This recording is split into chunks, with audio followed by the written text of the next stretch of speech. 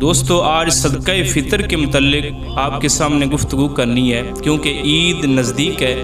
اس وجہ سے صدقہ فطر کے متعلق میں آپ کو بتاتا ہوں کہ صدقہ فطر کیا ہے اور آپ صلی اللہ علیہ وسلم اس کی کیوں تلقین فرمایا کرتے تھے۔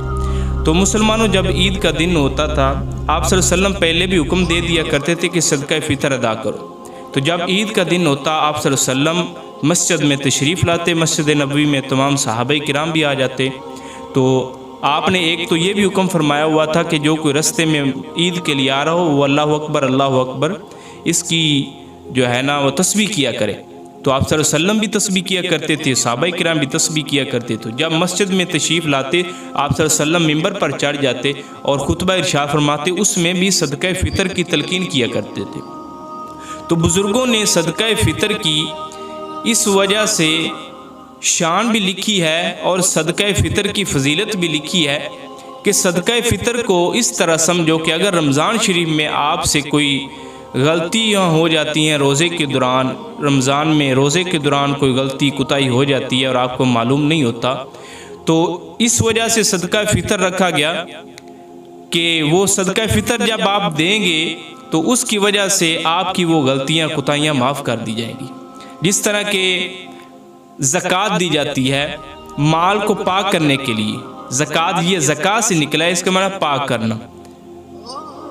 قد افلح من تزکا، کہ جو فلاح پانے والے وہ اپنے تزکیہ کرتے ہیں۔ تو تزکیہ کا مطلب کیا ہوتا ہے کہ وہ اپنے آپ کو پاک کرتے ہیں۔ تو یہ مال کو پاک کرنے کے لیے اللہ تعالیٰ نے زکوٰۃ نازل فرمائی۔ تو لوگ زکوٰۃ دیتے ہیں کہ مال پاک ہوتا ہے۔ اس طرح صدقہ فطر دیا جاتا ہے کہ ہم سے جو روزوں کے درمیان اگر کوئی غلطی کوتاہی ہوئی ہے تو وہ دور ہو جائے۔ تو دوسری مثال بزرگوں نے یہ دی ہے کہ نماز میں جس طرح رکوع ایک ہے اور سجدے دو ہیں، تو رکوع جو ہے سجدوں کے بغیر مکمل نہیں ہوتا۔ اس طرح سمجھو کہ رکوع ایک ہے اور سجدے جو ہیں یہ دو اس کی گواہیاں ہیں کہ اے اللہ یہ تمہارے سامنے جھک گیا ہے، ہم دو سجدے آپ گواہی دے رہے ہیں کہ یہ تمہارے سامنے جھکا ہوا ایک شخص ہے۔ تو وہ دو گواہیاں اسلام میں ہوتی ہیں، تو وہ دو سجدے اس طرح سمجھو کہ وہ رکوع کی گواہی دے رہے ہوتے ہیں کہ یہ اے اللہ یہ تمہارے سامنے جھک گیا ہے۔ اس طرح جو روزوں کا ثواب ہے وہ اس طرح سمجھو مکمل ہو جاتا ہے صدقہ فطر دینے سے۔ تو ایک مرتبہ حضرت عثمان غنی رضی اللہ تعالیٰ عنہ آپ سرکار نے صدقہ فطر دینا بھول گئے اور عید کی نماز ادا کرنے کے بعد آپ نے صدقہ فطر دیا۔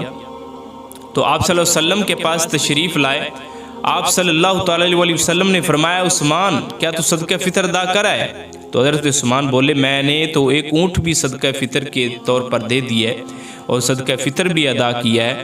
تو آپ صلی اللہ علیہ وسلم نے ارشاد فرمایا کہ جو ثواب تجھے عید سے پہلے ملنا تھا وہ ثواب اب اونٹ دینے کے برابر بھی نہیں ہو سکتا۔